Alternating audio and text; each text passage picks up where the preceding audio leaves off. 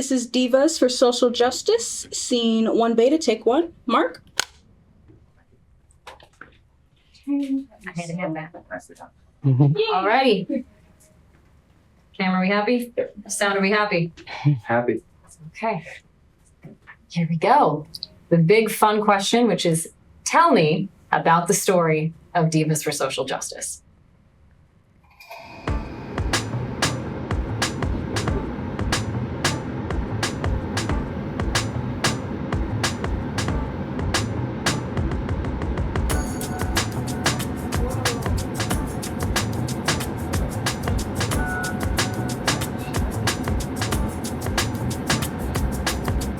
So DIVAS stands for Digital Interactive Visual Arts and Sciences. DIVAS for Social Justice mission is to encourage youth in underserved communities to use technology for social change. My name is Ms. James. I'm the Executive Director of DIVAS for Social Justice. Does anybody here know what a makerspace is? What would you consider that, Elijah?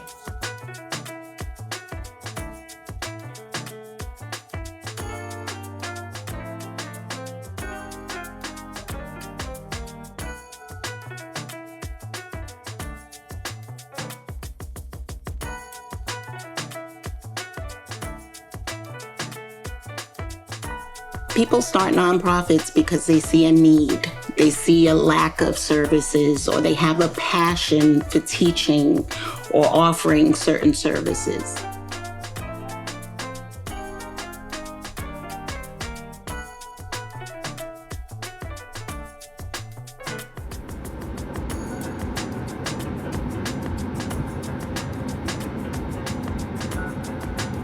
DIVAS helps to shape the community because it is one of the few Black women-led organizations in the tech space focused on after-school engagement of young people. The budget cuts have affected our public schools. The lack of computers, specialized teachers.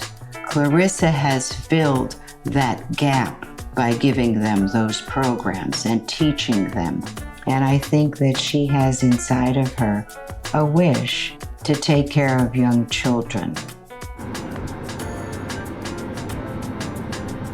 She works very, very hard at her commitment to young Black children, wanting to make sure that they have opportunities that unfortunately society hasn't given them correctly.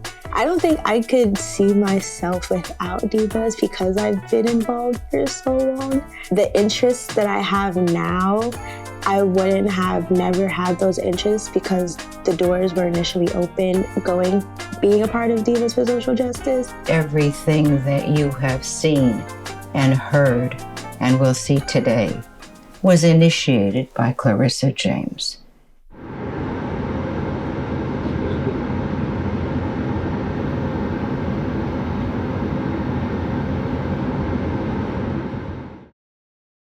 When I think of social justice, I think of how would I explain that to a third grader? And I would say social justice is love. Because each and every one of us wants love. And each and every one of us is entitled to an education, entitled to a beautiful home, and entitled to a beautiful family. And I want the children that are in our program to know that that's not a privilege, that's a right.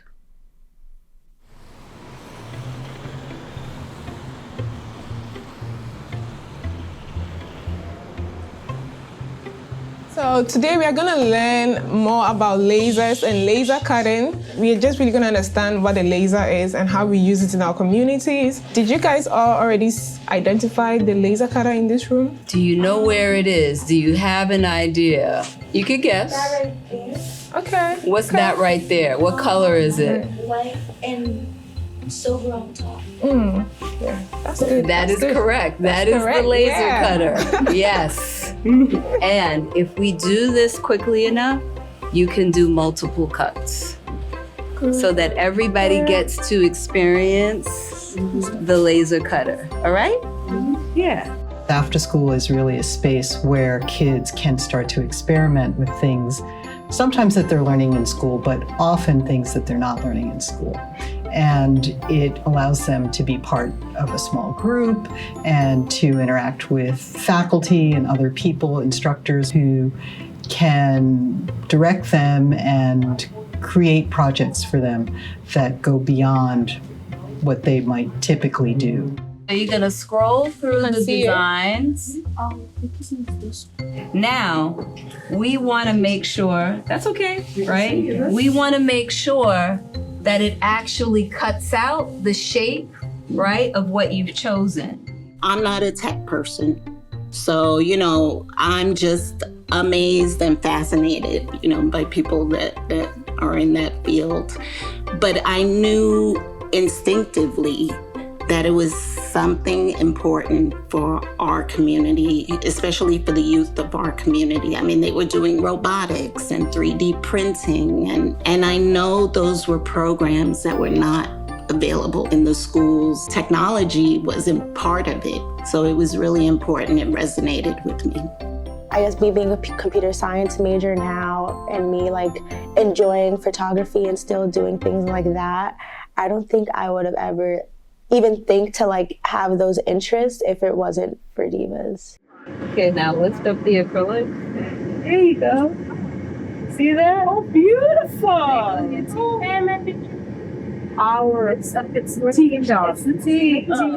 What's amazing about Divas is you're able to take technology and photography and teach young people a valuable skill, and through those skills they're able to develop their own confidence, their own voice, but at the same time they start to shape an opinion about the world and become knowledgeable about social justice issues. Divas' work is really critical in helping to shape and shift narratives and to also equip community folks with the tools that they need to tell their own stories. A community exists and it has strengths already, and community development can only be sustainable if you're building on what already exists.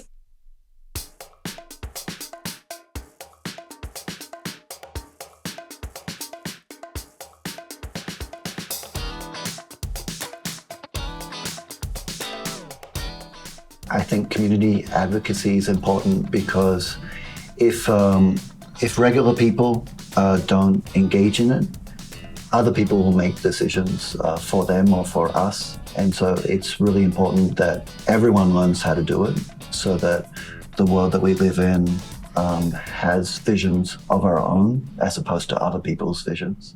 2 community assets completed today. I'm very proud of you, right? Because you're on your way to building the physical aspect of your map that's highlighting the positive things in East New York.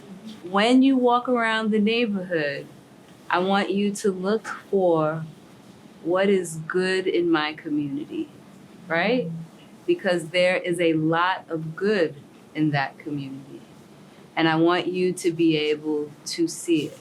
Divas changed me as a person by making me more aware, I think, of community.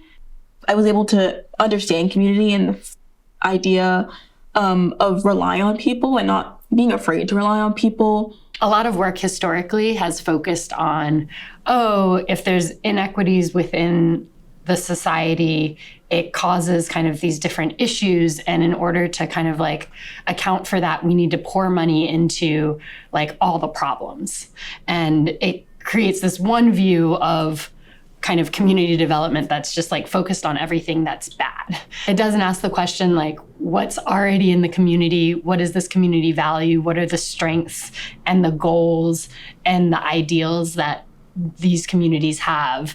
And let's put money into that. After one of our first conversations, I recognized that Divas was different than a lot of social justice organizations because of kind of how non-negotiable it was to have these outputs in the community.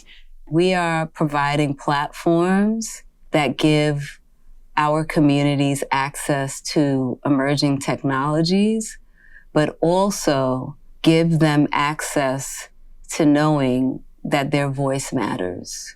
So it allots for a space where you can actually dream.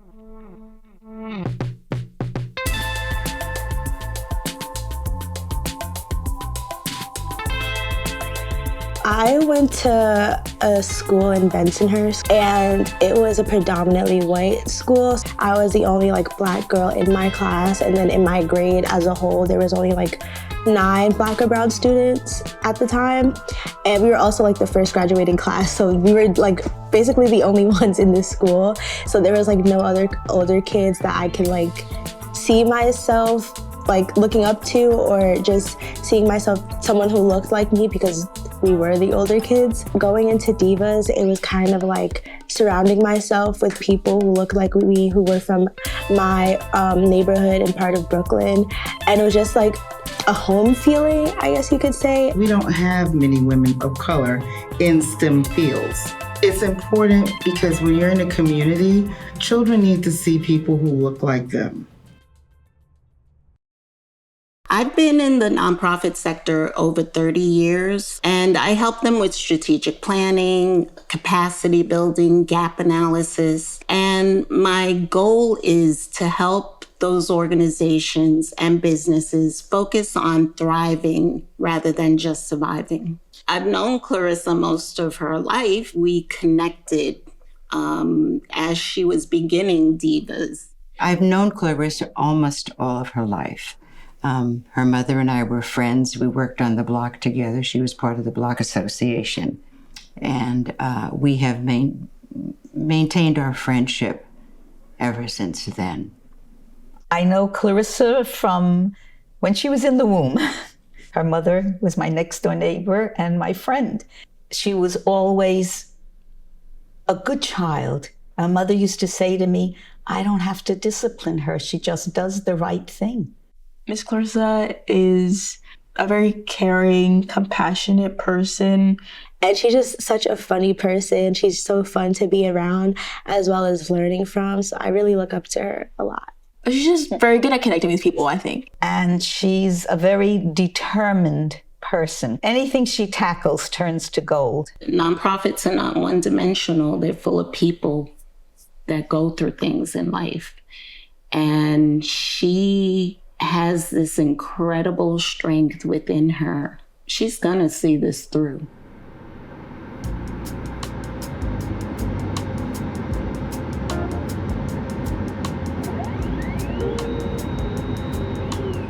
Divas for Social Justice was inspired by myself and my co-founder, Shasha Fank. In the very early 2000s, we were both MFA candidates at Hunter College, Hunter College's Film and Media Department. Before that, I was working in the music industry. I was working in music licensing. I worked for a performing rights organization. And it was right after 9/11, and there was a lot of uncertainty with the economy. And I felt like, okay, my job is up in the air. What am I going to do to help myself? I may have no control over that. And I decided to go to graduate school. They had a new program that was emerging. We were like one of the first classes of this program. It was called the Integrated Media Arts Program. And the mission of that program was to encourage the candidates to create multimedia stories of the voices that you never hear from, the underserved. And there was this one particular project that was presented that told the story of a young Latino boy that lived in the Bronx. And, of course, he was an English language learner, right? Because he was not from the United States. In watching the raw footage, and what was presented by the candidate, I felt like it was very derogatory. My mother was an ESL teacher, right? So I felt like, why is this candidate presenting this story in a way to show this young person struggling. It was one of many examples that inspired myself and Shasha Fang to say, what if we formed an organization that changed the trajectory of this story? And that was truly the inspiration for Divas for Social Justice. I met Shasha at Hunter College. We worked together very closely, we collaborated. But what I learned in those collaborations, in the conversations that we had, all of the things that we had in common as women of color. Me being a Black woman, her being an Asian woman, but us both connecting on social justice movements and how a lot of them were really similar, you know? And I really feel like that was the reason why we did connect in that way. And we thought, well, there's you and there's me, but there should be more. There should 100% be more. In my last year of graduate school, I was working for an organization called the Union Square Awards. It was a foundation that gave like $50,000 grants to grassroots-based organizations, right, that did community organizing work, like around issues around youth development, food justice, housing, just trying to break the cycle of poverty in communities of color.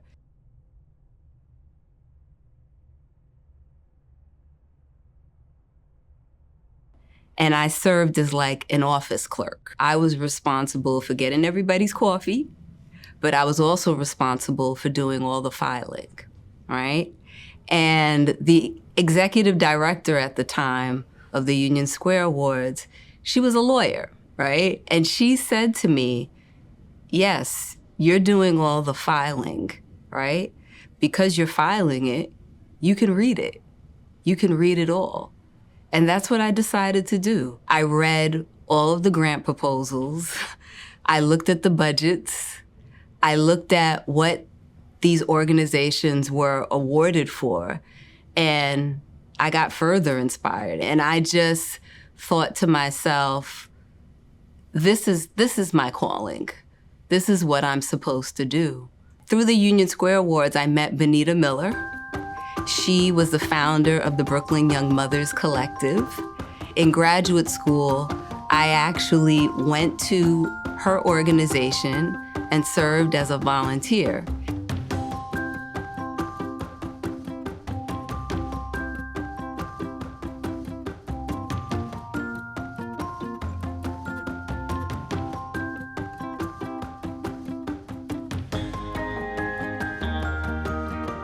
She started coming to my organization, then that emerged into other opportunities for her to work with young women and to teach them about uses of technology to transform narratives and to transform the way communities interact. Photography shoots with the young mothers. I created video vignettes of the young mothers that she was serving, you know, to tell their stories, to present them in a positive way. And in doing that work, what I also learned that led me to want to lead Divas for Social Justice was the compassionate leadership that I saw in Benita Miller. It had a huge impact on me and still has an impact on my leadership today. Brooklyn Young Mothers Collective was one of Divas for Social Justice's first clients. Benita turned around and hired us to do a photo shoot with the young mothers in her program, a Mother's Day photo shoot.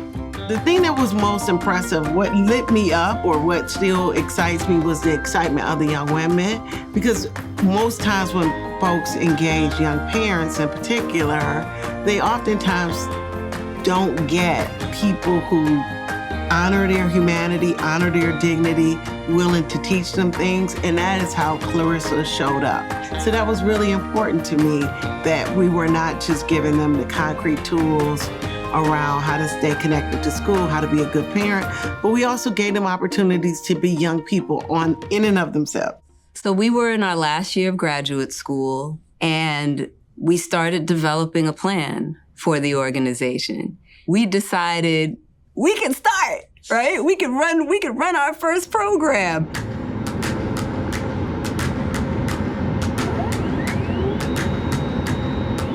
Our very first program was Imaging Ourselves. Imaging Ourselves was a digital photography program. It introduced the young women that we were serving at the time to digital photography and Adobe Photoshop. One of the things that they learned was to look at the way women were portrayed in the media. So really look at the images that were made available in magazines and talk about, how are these images created? Is that what real beauty looks like? And engage in conversations like that. And then in turn, the young women would have their own photo shoots, right? And we would have a culminating event that we would show their exhibition and the way that they see beauty. And that was our first program. I met Clarissa because I was looking for a program for my daughter.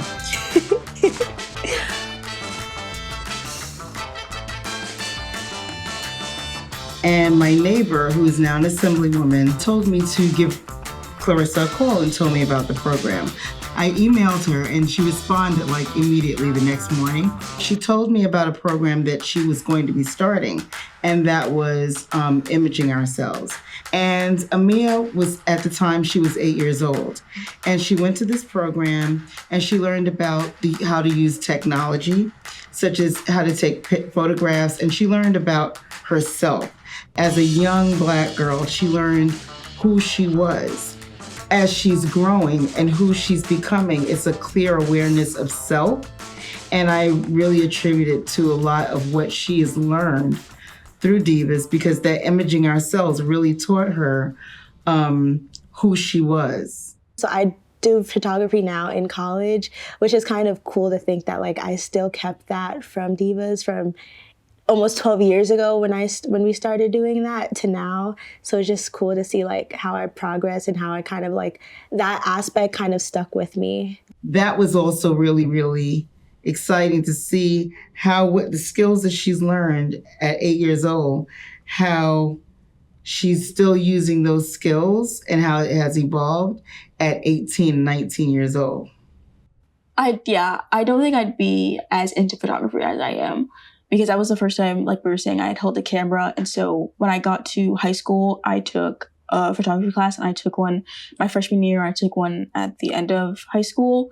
And I even made my parents buy me my own camera because I was I'm really into it. I don't think I would have had that passion without DIVAS for social justice. We definitely had a dream, and we knew that it was going to be a process. So a 501c3 is when you're a recognized charitable organization by the IRS, and that's how you're able to qualify for grant funding. You have to have that. So we didn't have that status, right?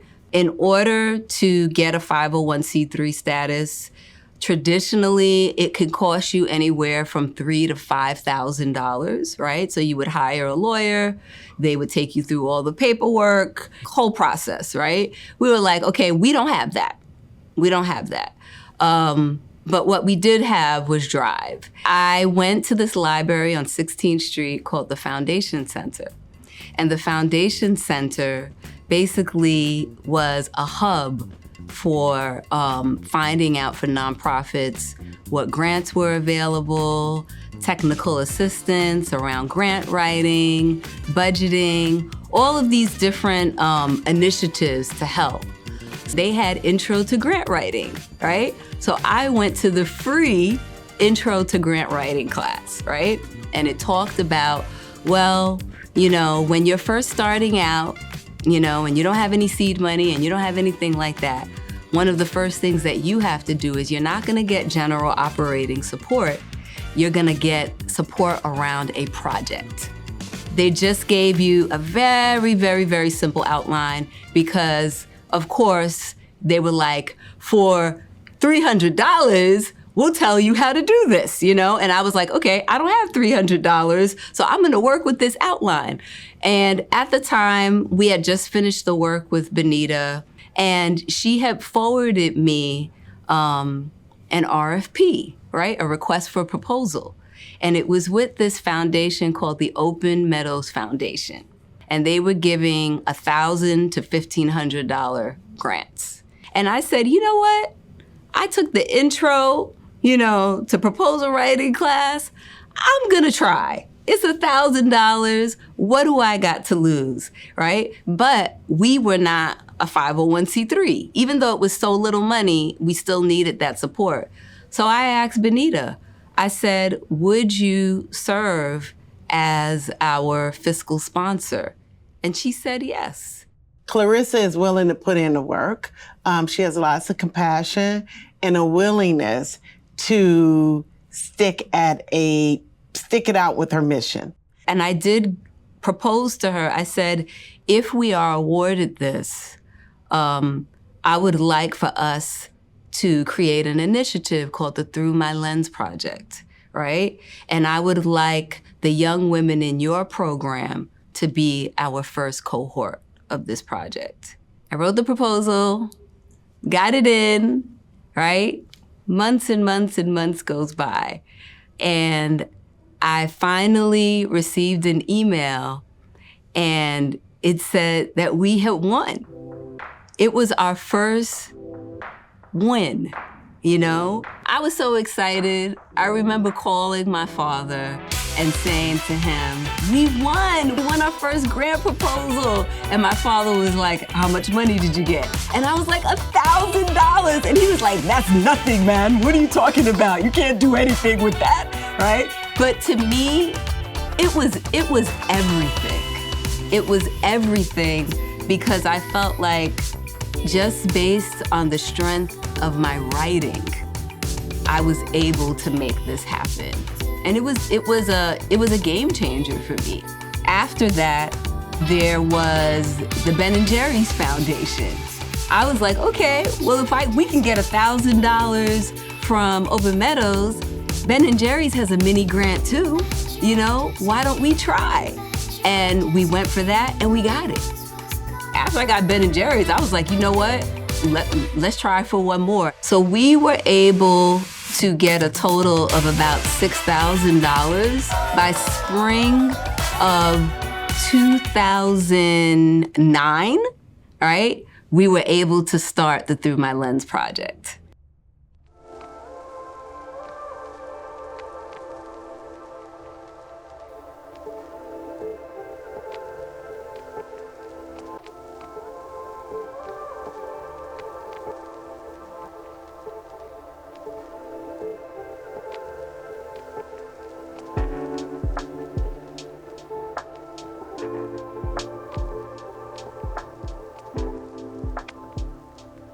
We worked with the young women in Benita's program. It was about 7 young mothers, right? And we worked with them over like an 8 to 10 week period. And it was all about teaching them the fundamentals of videography, but then asking them to create public service announcements about what it means to be a teen mom, right? But through their eyes, not through society's eyes. Reproductive justice is my right to proper health care for myself and my child. Education is real important to me because of the way I grew up with my family and nobody really continued their education. They wanted to show that they were interested in education. They wanted to show positive young fathers. They wanted to show the beauty of the Brooklyn Young Mothers Collective and how they were there for each other. It was really, really important to me to think about how do we talk about young motherhood in the most positive light. And the way that we were able to do that was through creating visual content to help people tell a different story, invoke emotions around those stories. So Clarissa was able to invoke good feelings and positive energy around the framing of young mothers. We were giving a platform to young women of color to empower themselves. I never would have been able to do that without the support of Benita. I think it was very empowering for Shasha and I to say we had a dream and that dream was actually coming true. Once we completed the Through My Lens project, it was a huge boost for us, right? We had a culminating event in downtown Brooklyn. All the young mothers came, Benita came, we gave out certificates, the whole shebang, the whole shebang. It's like we are legit and we are real, and Divas for Social Justice is on the map. We were super, super, super happy.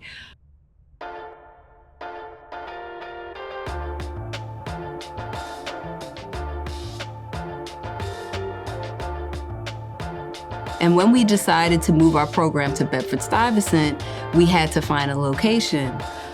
We ended up finding a space in an institution called the Magnolia Tree Earth Center. It was one of the first African-American environmental centers in the United States, and they provided us with an incubator space there.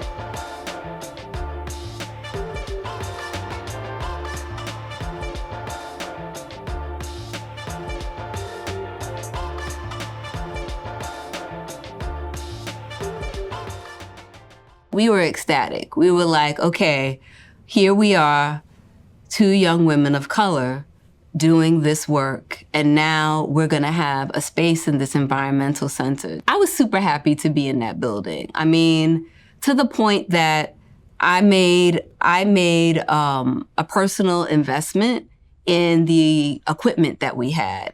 So we had gotten IMAX, we had cameras, we had, a printer. We were like, okay, we're getting there, we're getting there. The most important thing we need to do now is try and get our 501c3. We knew that we didn't have the money to really pay a lawyer, but we found out about this initiative. Columbia Law School had a program that you could apply for, that you could have 2 law students work on your application, on your 501c3 application, if you passed the interview. Shasha and I went and we were interviewed by these 2 law students, and they decided to help us with everything. They helped us with the paperwork, straighten out our incorporation. They helped us figure out our bylaws, and it was overseen by their law professor. We were awaiting that. We had just finished imaging ourselves, and we were thinking, okay, any day now, we're gonna have our 501c3, and we're gonna be able to apply for big money, big money, right? I'll never forget it. It was November 9th, got the letter in the mail. You have been awarded your 501c3. I was like, well, that is it. It is on and popping. Nothing is gonna stop me now. So I'm on top of the world. I decide, you know what? I'm gonna go to Magnolia, right? Because I lived in the area at the time, and I was like, I'm gonna get some things ready and situated and stuff like that. I go up to Magnolia. It's a brownstone. We were located on the 3rd floor of the brownstone. I walk all the way up. There's a room right before we got to our room. As we got to that room, there were all these young men there, right? And when they saw me, they were kind of surprised, right? But they quickly cleared out. I opened up the door to our room. There were no more IMAX. There were no more cameras. Everything was gone. Everything was gone.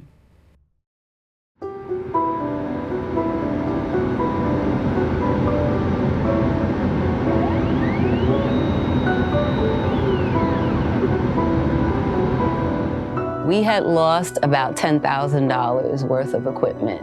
The only thing that I remember remained in place were the pictures of the young women in our program. I was just kind of like in a state of shock.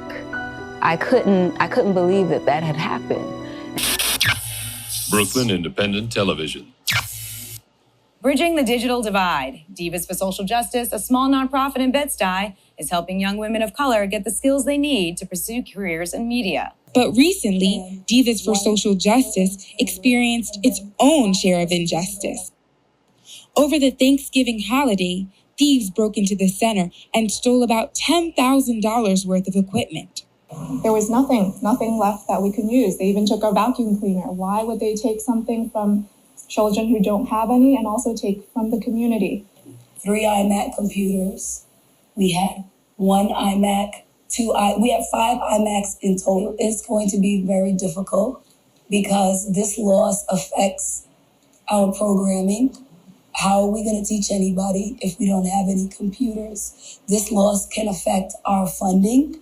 Who's going to believe in us if we don't have any equipment? And it took a long time for me to forgive her for this. But Shasha said to me, do you think that that's just a sign that we should just give up? She saw it as, this isn't going to survive. It's not going to make it. I think we should give up. And I wasn't willing.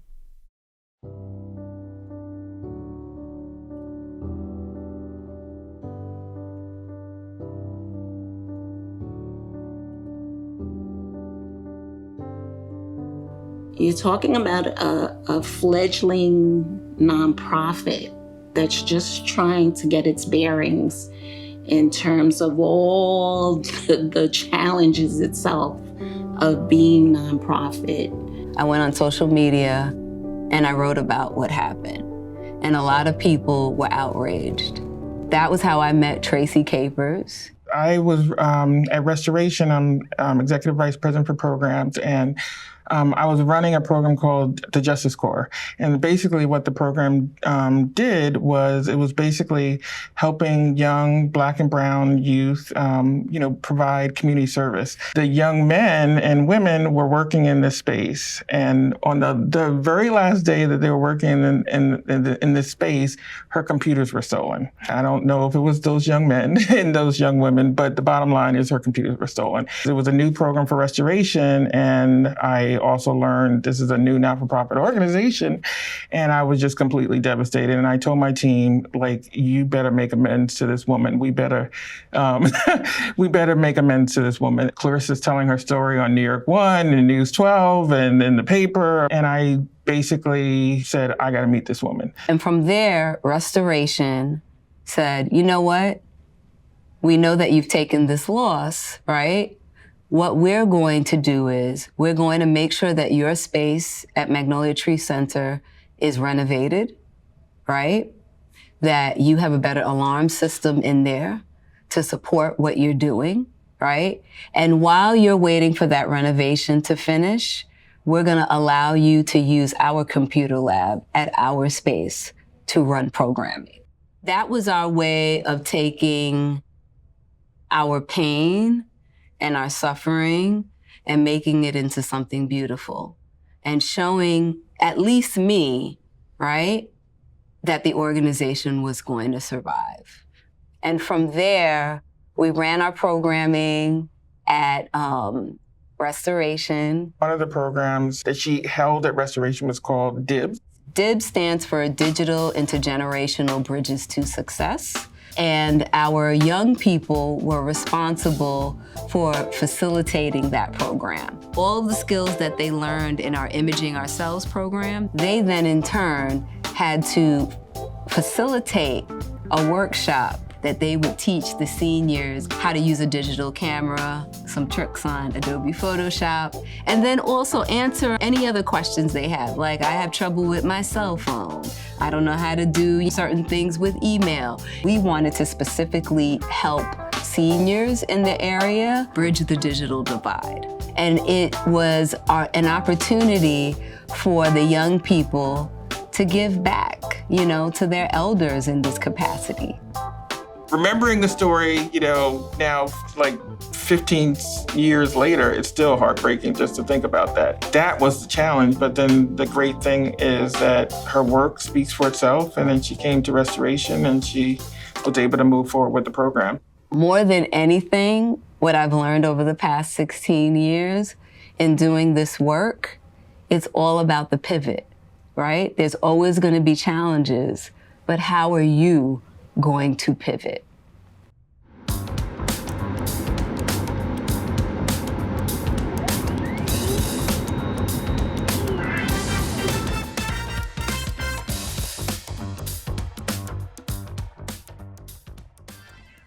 The Weeksville Heritage Center had just expanded and opened its new space.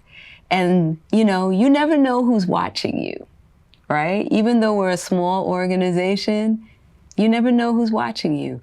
I was working for Weeksville. I was the director of operations at the time, and we were just opening up the new cultural space. And this was back in 2014. And I mentioned it to her and I said, hey, come visit me. I want to show you something. They were looking for tenants and they approached us and they said, you know, we think you're doing really important work. We're opening up a new building. We would love for you to come. And we were their first tenants. At that space, we ran STEAM Camp. We decided, like we do with everything, we said, okay, we're gonna have like a 6-week camp program for students, but we're gonna have a theme. We're gonna have a social justice theme. And we decided, you know what, we're gonna have the theme of gentrification, you know, because it's running rampant in Bedford-Stuyvesant. And the students actually ages 7 to 14 participated in this program.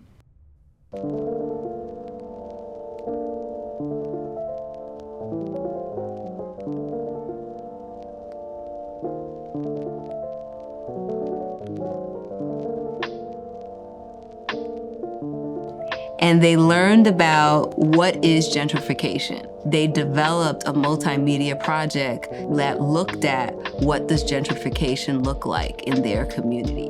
And they had an exhibition at the end of the program.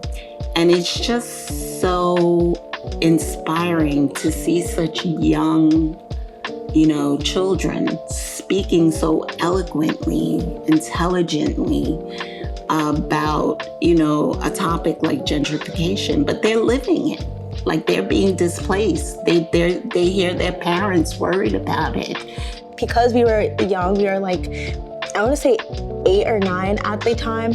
And so we were still pretty young, so they're just like, wow, like they really know about gentrification. We did a lot of like research on it. I mean, at 8 years old, like if somebody explains it to you, gentrification, you can grasp it, but I think I grasp it a lot even better now. But it was just interesting to go around the neighborhood and take these photographs and kind of document how the neighborhood is changing, how it used to be. Don't underestimate kids and what they know and what they see.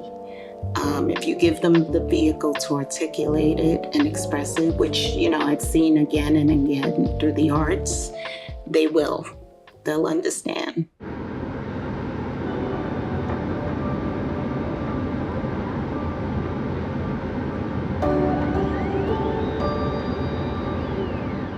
The space we're in right now is our social justice makerspace. At our social justice makerspace, it's really important that our history is reflected in the walls, right? So starting here, we start from our humble beginnings in Bedford-Stuyvesant, where we had our first robotics team that was based at the Magnolia Tree Earth Center. And we integrated into that meditation because we wanted our team to win. We also had a robotics team. We got to build a robot and program it and also compete citywide. So that was really cool because I never would have thought like I would be able to do that because I didn't have those opportunities at school. From there, right, all of these beautiful young faces participated in imaging ourselves, right? And these pictures are reflective of that. What we have right here is when we created the My Sister's Keeper app, and it started my partnership with Murray Cox, who is actually the board chair of Divas for Social Justice. and a brother to me, and I appreciate him so much. My name's Murray Cox. I'm an artist, activist, and a technologist. I met Clarissa in 2013, and I happened to be photographing community gardens and food projects in the neighborhood. And I happened to be at the Hattie Carson Community Garden at the time, and I saw Clarissa with some young people, and we started talking. But I emailed her soon after and offered to help as a volunteer. From then, I was helping to facilitate some of their programs as the Imaging Ourselves project. But she was thinking about the next version of that program, to try to involve an app. And I have a background in technology. I can code. And so we started to plan this next project, and that became the app My Sister's Keeper.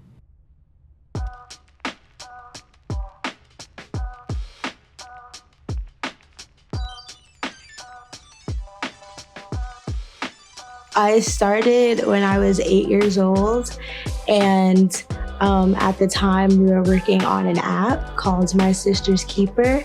I took the young people through a 10 or 12 week training program to learn HTML, JavaScript, CSS, and how to make an app. They interviewed women in the community who would give advice to young girls who had questions and didn't have anyone to turn to. So this app was a way to get people from our community who look like us for us to, I guess, answer any questions that we had about us growing up. When can I get my next piercing? Why do I have to be a certain size or shape to be beautiful? How do I deal with a toxic relationship? How do I love myself? Basically, we just wanted to have an app to talk about self-image and things like that in the Black community, because that's something that wasn't really talked about. Do we set up the cameras, how to take pictures, how to hold the mic and conduct an interview. And it was just so fun to set everything up and take everything down, and as well as also conduct the interviews on our own and set up the backdrop. They learned how to communicate with each other. And I find that that was something that is very advanced for an 8-year-old that this project actually offered and DIVAS offered.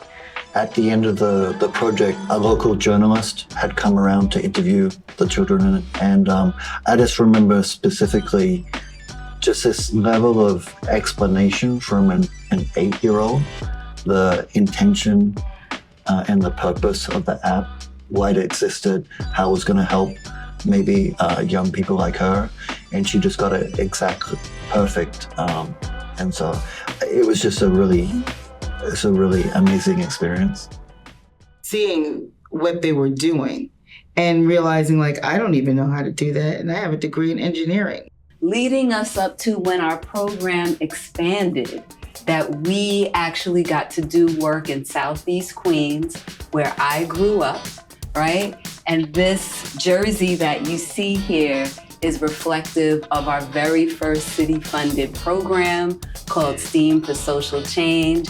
And we had jerseys made up for the students, right? And it's also reflective of when we became a program that was servicing both boys and girls. For a very long time, we had a program at the local Macon Library in the basement, and we were able to service students in Bedford-Stuyvesant from numerous middle schools. And these Polaroids are just a snapshot of that partnership that we had. In 2018, Divas for Social Justice was running programming at the Macon Library. We had a contract with DYCD to run after-school programming in the library. One of the requirements of local government funding for after-school programming is that you have something called a school-age child care license, and that's administered through the Department of Health. Because the building that we were running programming in had a number of violations, and we had no control over it because, we don't run the Brooklyn Public Library system, we couldn't get our license, so we were in danger of losing our funding. I initially thought maybe if I reach out to local community centers that were in NYCHA housing buildings. We could run programming in there. Who wouldn't want a program like that to come into the space? Again, on social media, someone that I went to high school with and was following the work of Divas for Social Justice said to me, hey, you know what? I know a developer who has space in Bedford-Stuyvesant, you know, and does affordable housing units, you know, and maybe I can put you in contact with him. I spoke to the developer, and he had looked at our website, and he was very interested in the work we were doing. And he mentioned that he had a space, and he asked me, how much could you pay? And I was like, we could pay like $1,000 a month. And he laughed. He was like, what am I supposed to do with that? But my argument to him was, well, how am I supposed to keep my programming free then, right? The whole premise of my program is to make this technology accessible, right, in underserved communities. And he just kind of was like, so I was like, okay, this is over, right? Back to the drawing board. Maybe about 2 weeks later, I got a call from his real estate agent. And she said to me, Mr. Marshall wants to make the deal with you. And I was like, what? That's how we ended up in this space. We started offering programming in schools in Queens, and we had programming going on in Brooklyn. And I thought, okay, well, a lot of our programming is site-based, right? So do we really need an office space, right? Or do we need something that's gonna help us get closer to our mission? Just as a coincidence, I had met Dr. Kayla Desports, and she had done some research about our organization and the work we were doing around STEM and social justice. And she wanted to meet. So I was like, sure, yeah, let's meet. I graduated and got my job here at NYU in 2018. And kind of the way that I was starting to see my work grow, it was really important that I was building collaborations with community partners that were already kind of doing work in the community and with students, and really kind of focused on like their best interests. And something that I noticed when I came across the Divas for Social Justice is that she had this kind of orientation towards computing and STEM and technology education that was also at the same time really focused on getting students to do, like, have tangible outputs in their community. I knew that I could learn so much from working with Clarissa because I hadn't done a ton of community activism work myself yet. I was super grateful that she was like, yeah, let's see where this can go and see what this collaboration can bring. I said to her, listen, we just acquired a storefront. I don't want it to be used as an office space. I feel like we need to use this as a makerspace. You do not see makerspaces in communities of color, right? And makerspaces can cost you as a membership anywhere from $50 to $300 a month. I said, what if we take our time to collaborate and create this model called a social justice makerspace model? I think we spent like 2 or 3 sessions that were a couple hours long, kind of outlining like, what are these goals? What are these activities that we want to support? What can we make this space when we think about like bringing together all these things of like makerspace technologies with social justice work, with artistic practices and photography. And it was just really cool because it was at that moment that I was like, wow, Divas is the right partner. We did a community assessment meeting where we brought in community stakeholders. We brought in participants of Divas for Social Justice. We brought in the Tenants Association in the apartment building. And we said, if we created a makerspace here with this model, the idea of a social justice makerspace, what would you want in? So it was truly a community-led project in the design of this space. And that's where we are at right now. What's really true about this space is that the interest is, what does the community want? So one of the things that we're always asking and we want to be prevalent is, what kind of tech do you want to see in the makerspace? And as we continue, this is when we entered this actual space, the storefront, as we were developing the idea of the social justice makerspace. One of the first programs that we launched here was the virtual reality teen mentorship program.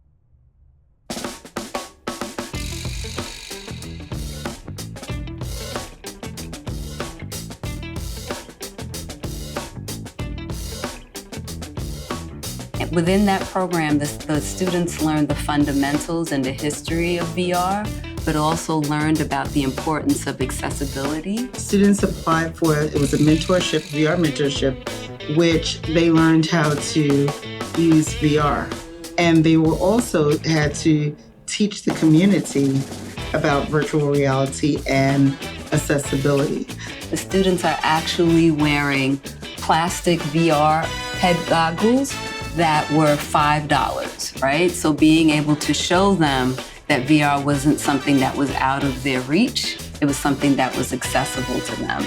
That's what's reflective of the students standing right outside of our space right here.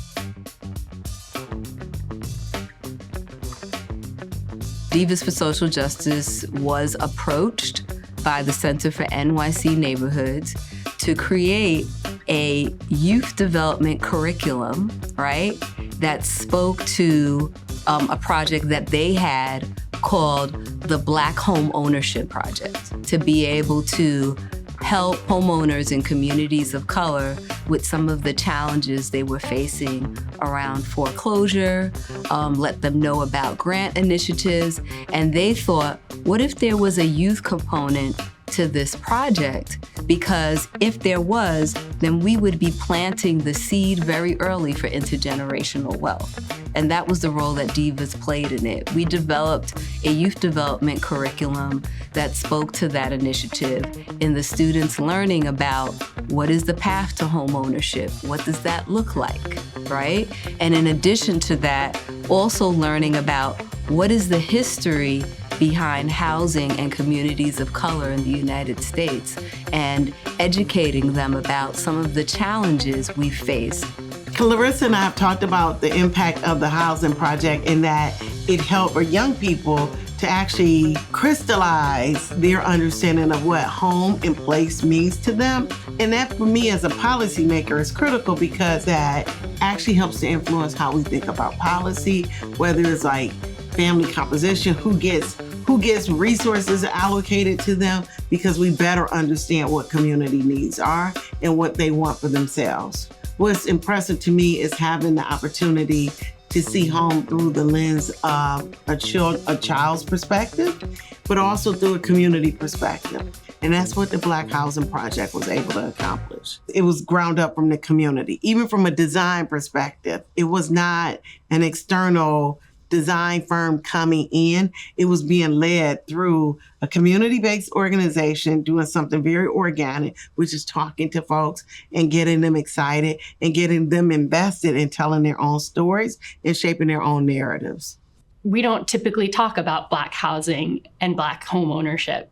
So how do we talk about that? How do we connect to other people? How do we also then think about connecting different technologies for sound, for visuals, for laser cutting houses to create a different view of a community? The Black Homeownership Project is this very holistic experience for students that is not just thinking about like issues in a community, but also like how do we elevate stories that are about the benefits and the like people. That all culminated in a multimedia project that was highlighted at the Cooper Union. at our Garden of Resilience, and at our Makerspace. For the past 2 years, Divas for Social Justice has been working in partnership with Dr. Kayla Desports from NYU on a curriculum called the Anti-Gun Violence Asset Mapping Project.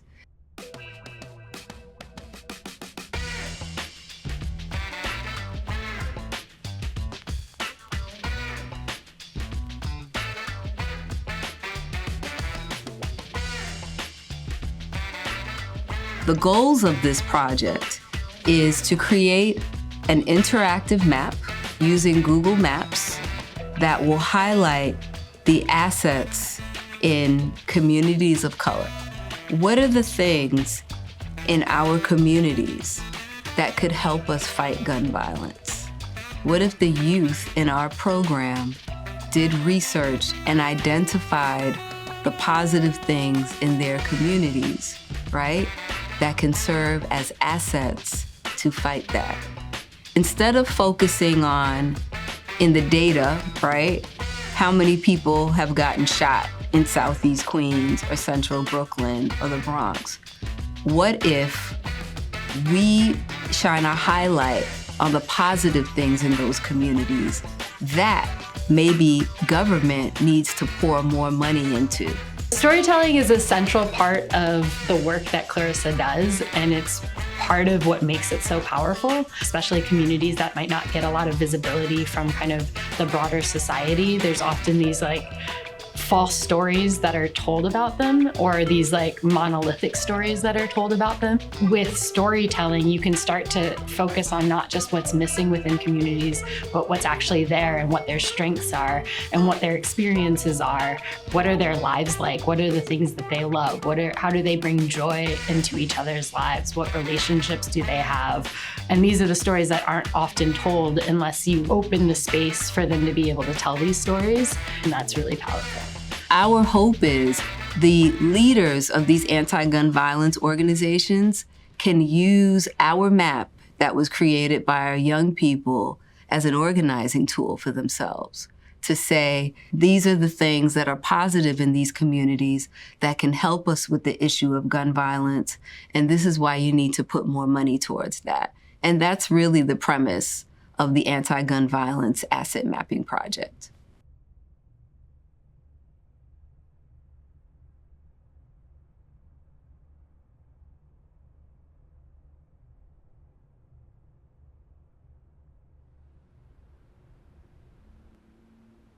It was on a Sunday because we had plans to go to the Museum of the City of New York to see the hip hop exhibition there. And I was texting and calling just to say, hey, we're good for this time. And there was no response. And then I went to her house. I knocked on the door for a while, and there was no answer. And I was like, that's just really, really odd.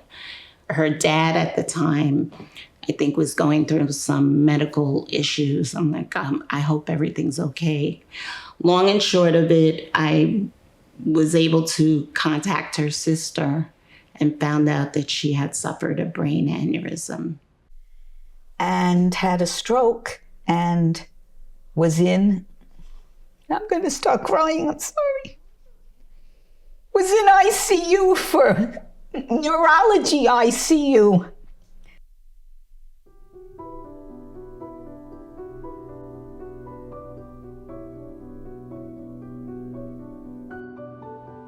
Seeing her, shortly after in the hospital,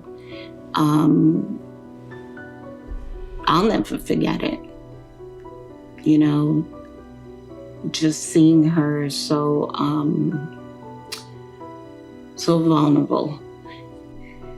And she just rallied. She was just so strong and just did such a good job of getting herself back. The teachers, her family, her neighbors, me, as a consultant and a friend. Her village came and helped her. She had her good days, her bad days. It shakes you up. It rocks your world when you go through an experience like that. But she was very clear. While some of us tried to convince her to slow down, maybe put things on the back burner, give yourself, some time. She was very clear. She was like, nope, this is, important to me. I started something and I'm going to see it through. And, and she did. I mean, I'll say again and again, do not doubt Clarissa James. For all that you have known Clarissa for, what is the biggest lesson you've learned from meeting her in your life? Don't give up, because she doesn't. When she has her mind set to something, she does not give up.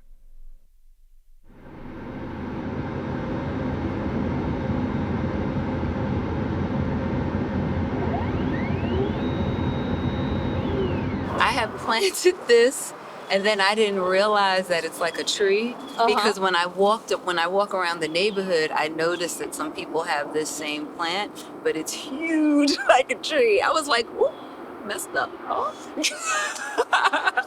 My mother was sick for a while, so I was able to have a lot of conversations with her. And one of her requests was that I did not go and visit her at a cemetery because she told me, do not go there. I am not there. I'm always with you. So one of the things that I wanted to do to honor her, because I wasn't going there, was create the garden. When she came to me and said, I really want to start a garden in the community. I see all these empty lots and I want to start a garden for the youth and adults to have a space that's peaceful, that's natural and all that. And I was like, are you crazy? Like, you're putting more on top of the pile that you already have? But she proved me wrong. Clarissa just came to me one day and she said, oh, I thought it would be nice to have a community garden. And I said, really? How can you do that? And she just said, well, I'm going to look on a map and I'm going to find where there's useless space near the community. And she just did it.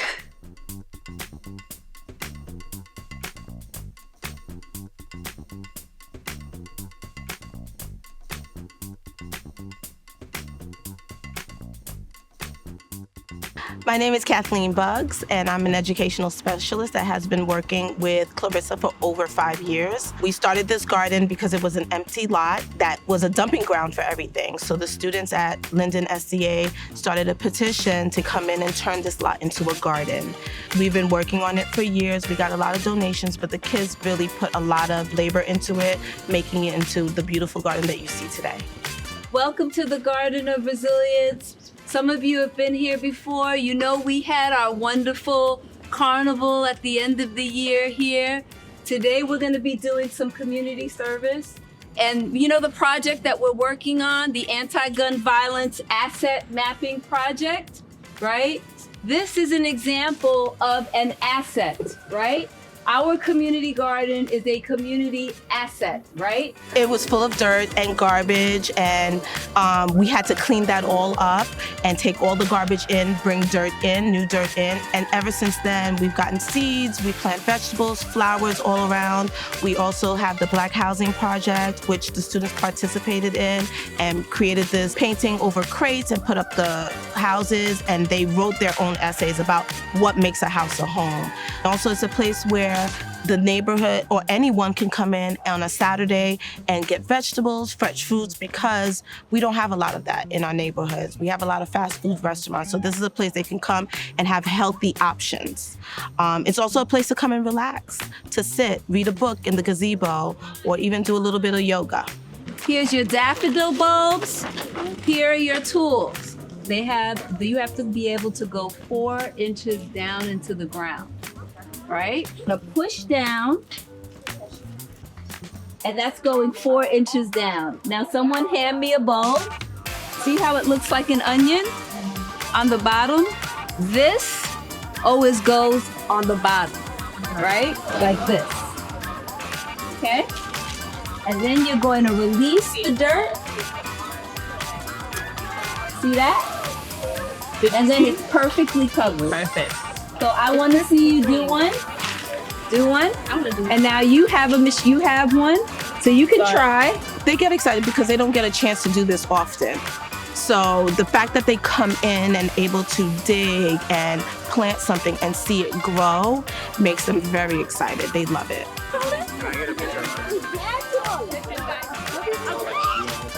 I grew up in the neighborhood, so I didn't get a chance to do that.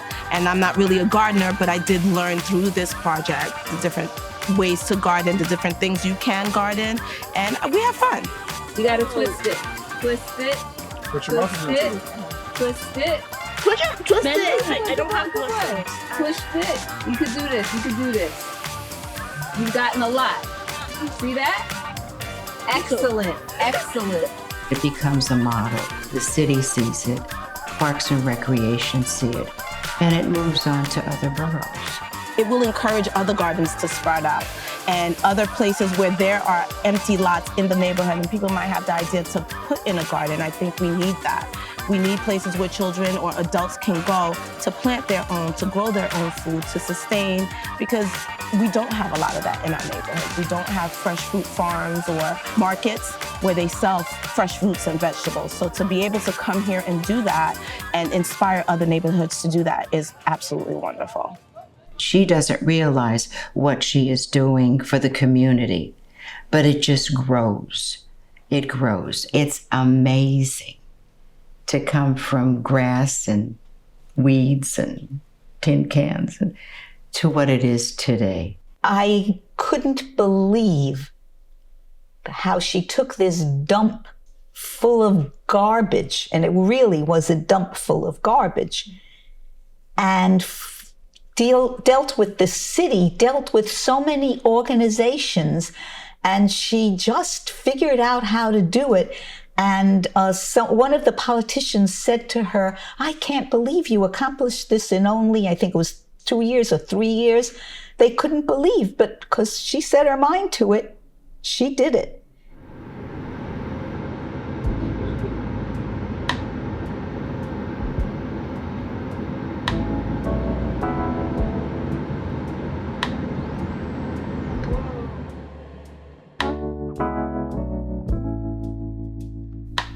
Ever since I was 9 years old, I've been a huge fan of Prince.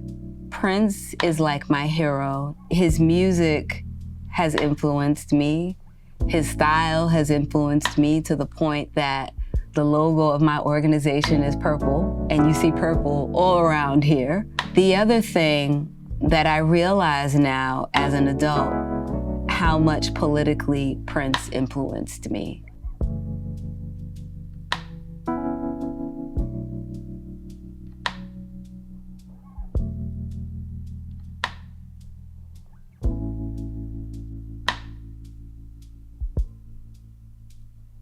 When I was about 10 years old, Prince came out with an album called Sign of the Times that looked at the AIDS epidemic, the crack epidemic.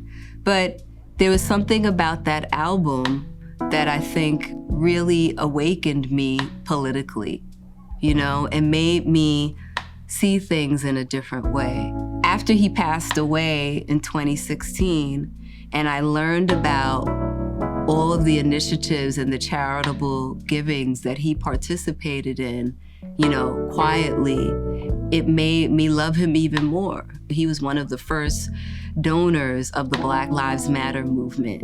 He provided money to Trayvon Martin's family. He did all of these things quietly. That made me feel like maybe this is why I love this person so much. After Prince passed away, at his estate, every year they have something called a celebration. I've gone every year since 2016, you know? So I grew a great fondness for Minneapolis. Fast forward to 2020, when there were all the uprisings in Minneapolis after George Floyd's death, I was devastated.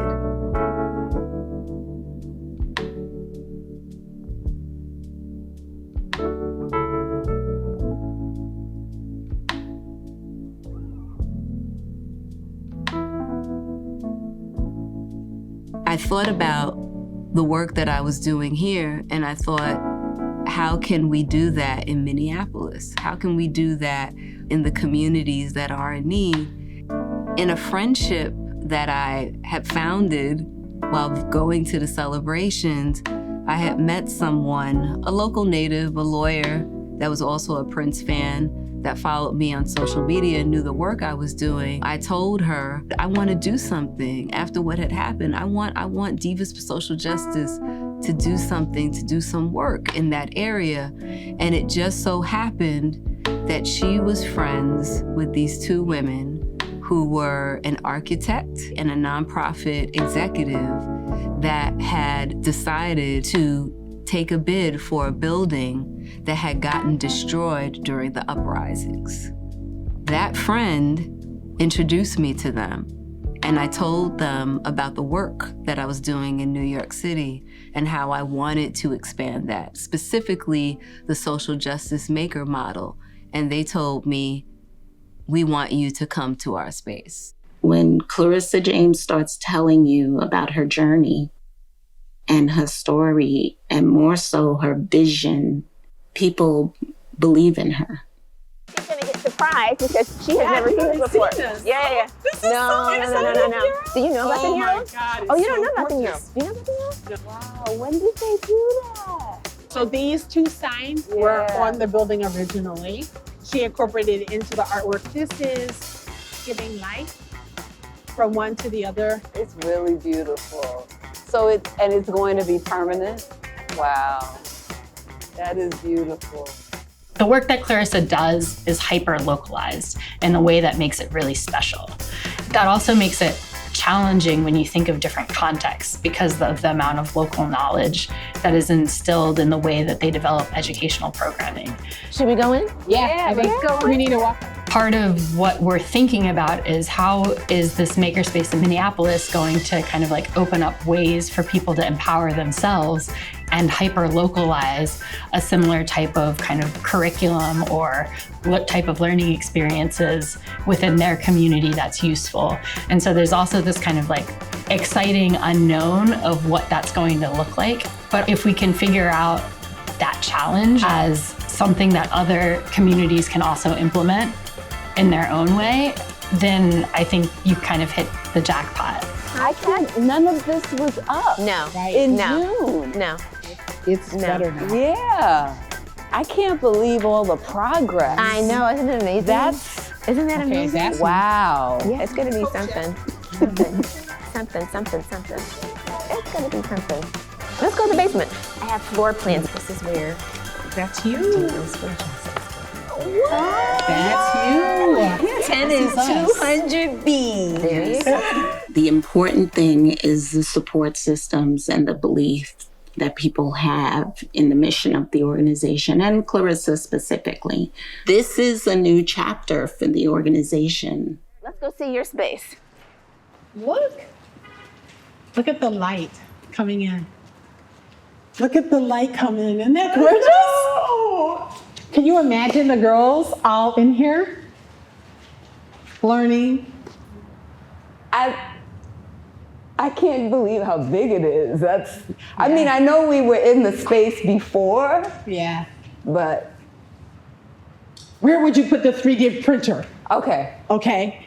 So I think that 100%, like, our whole idea is that the space always has to be accessible. Yes. Right? Yes. So even though all of this technology is going to be in here, it also has to feel like a home. Exactly. Right? Exactly. So I would definitely want there to be a section where they can just relax. Yeah, that's nice. Right? Over Yeah. here. Yeah. A classroom structure here, you know, with a flat screen monitor there, right? And then we would have our laser cutters and our 3D printers, right? And then this place is so big, we could have a VR station. Okay. You know, right in the corner and put up like a green screen. Oh, and look.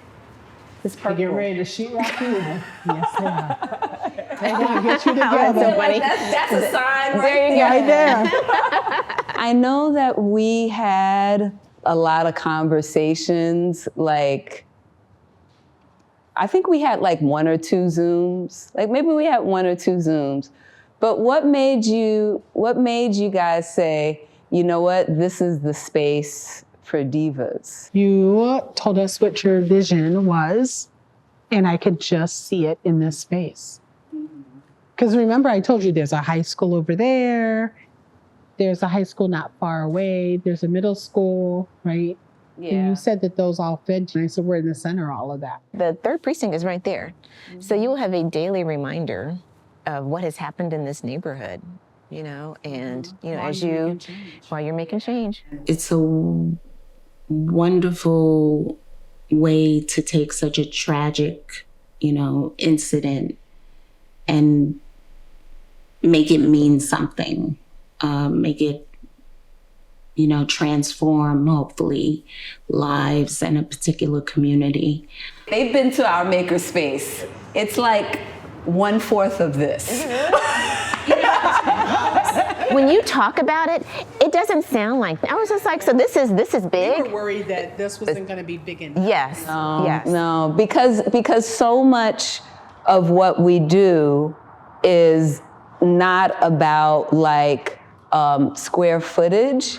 It's about impact out into the community, out into the world. So it's like, okay, we may have a little bit of square footage, but what are we going to use? What are we going to actually create in that square footage that's going to go out to the greater community? But if we could have an impact in New York with the square footage that we have, I feel like this space could even, you know, act as our way of having a national impact. That's what you're giving my organization.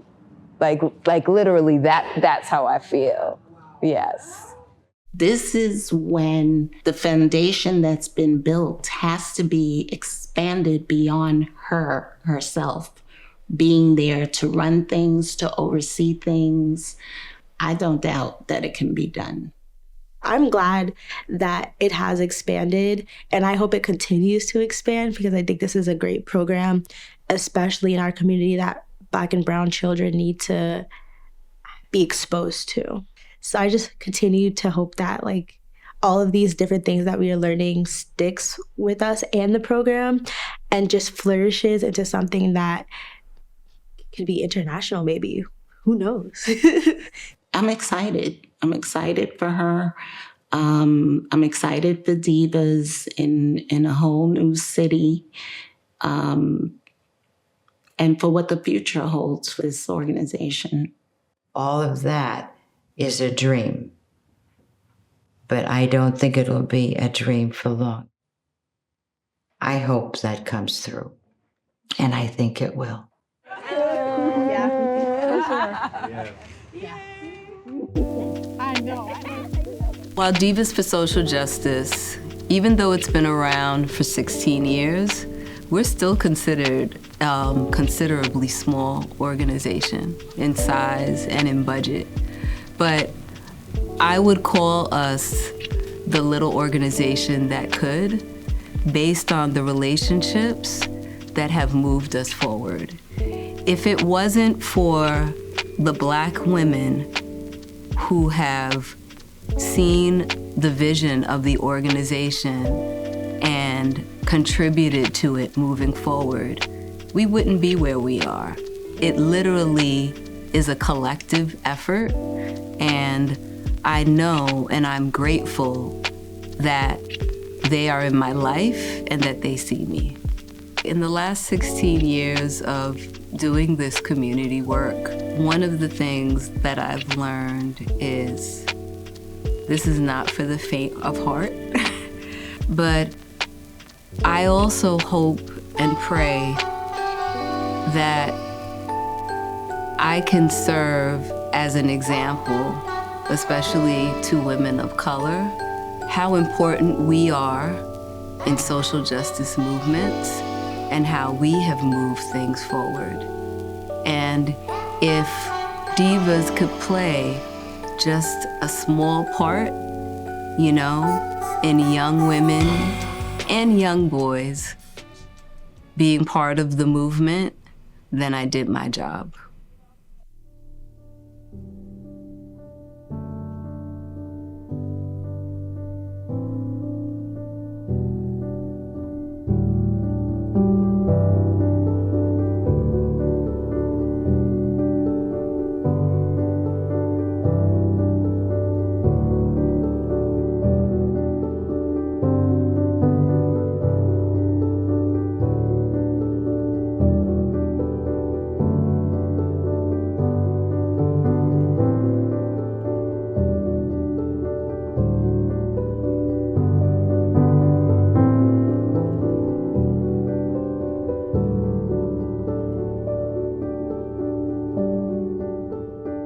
Dear ally, I know that change feels like 10,000 light years away, but know that it is all still possible.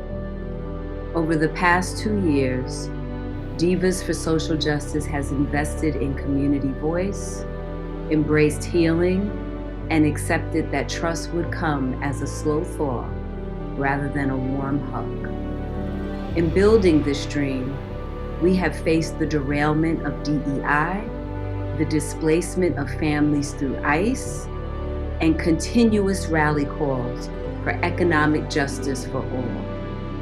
What remains steadfast is our dedication to this movement. Now more than ever, we need to create third spaces that can serve as think tanks for innovative ideas, not just for youth, but for an intergenerational community. One thing I have learned is that life is not short. It's long for those who do not give up. Like Alice Walker said, our lives are still unfolding, and I am still here. In solidarity, Clarissa Maribel James, Executive Director, Divas for Social Justice. I wanted to create a gift for Clarissa to kind of commemorate the work that we started to do together in the design work for this social justice makerspace. So this is an ultrasonic sensor, so it's actually sending out a sound wave that bounces off an object and then goes back to the other kind of reader. And then on the back, there's something that's called a microcontroller. And so it's basically just like a really tiny computer that you can program. So you can say, when I see something from this distance sensor and it's reading an object, turn on the lights. I thought that this would just be a really nice kind of combination of like technology in a way that is beautiful and also just hopefully representative of Divas.